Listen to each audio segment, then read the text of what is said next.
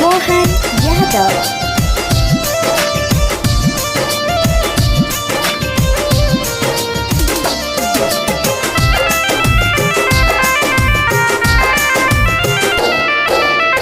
कवन रोगवा तू हमें धरइल, गलिया में चुमा लेके जहिया से गइल।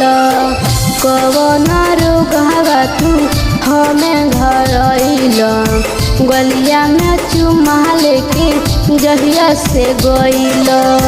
तोहरे नियन हलिया हमार बाए धनिया, तोहरे नियन हलिया हमार बाए धनिया। दिल मिले खातिर बेकरार बाए धनिया, कतही न चैन करार बाए धनिया।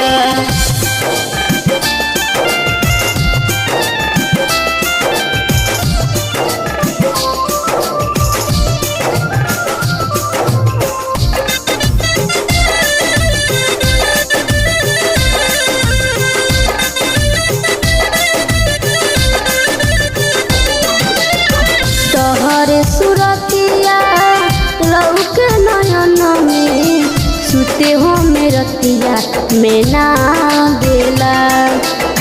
सहल सहाला ना जुदाई के पीड़ावा, प्रेमवा योगिनिया जला देला।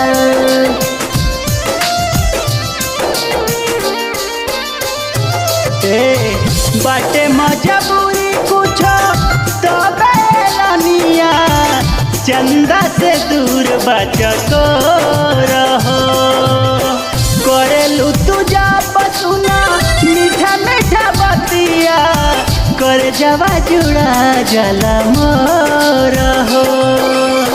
कब होई पुरहैया धूरा कहानी, तोहरे डगर रोजो देखत बानी। ओही दिनवा के इंतजार बाए धनिया, ओही दिनवा के इंतजार बाए धनिया। दिल मिले खातिर बेकरार बाए धनिया, कतही न चैन करार बाए धनिया।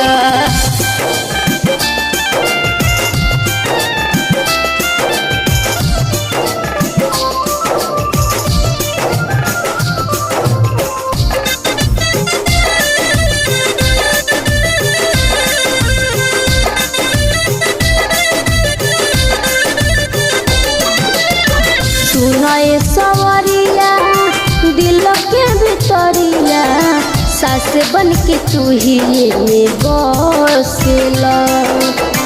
हरदम लागेला बगले में हमारा, बैठी के राजा जी तू हसेला।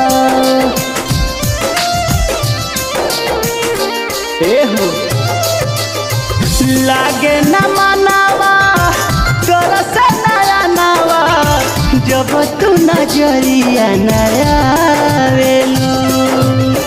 बैठी के लगावा चूड़ी खाना के, सपना में रोजो तू जगावेलू। धर्मेंद्र अब कुछो कहेला बाना, तोहरे बारे में अब सोची रोजाना। परदेसी पियावा तोहार बाए धनिया, परदेसी पियावा तोहार बाए धनिया। दिल मिले खातिर बेकरार बाए धनिया, कतही न चैन करार बाए धनिया।